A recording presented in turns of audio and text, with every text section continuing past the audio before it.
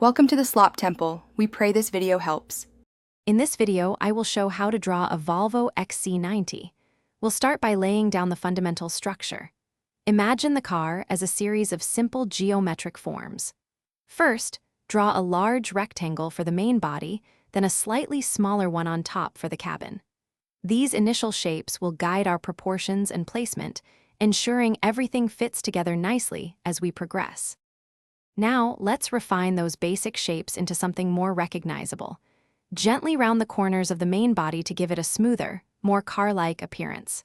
Next, draw 4 distinct circles for the wheels, making sure they are evenly spaced and sized. Then, add the subtle curves of the wheel arches, which will define the vehicle's stance. With the main body taking shape, it's time to add some key details. Carefully sketch the side windows, paying attention to their angles and proportions within the cabin. Then, focus on the signature Volvo headlights and taillights, capturing their unique design. Don't forget to outline the prominent front grille and the subtle lines of the front and rear bumpers. For our final steps, we'll bring the drawing to life with finer details and shading. Add the door lines, side mirrors, and the characteristic roof rails.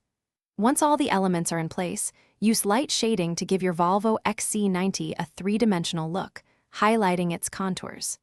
Finally, carefully erase any remaining construction lines to reveal your finished artwork. Thanks for watching. Consider subscribing if we helped you.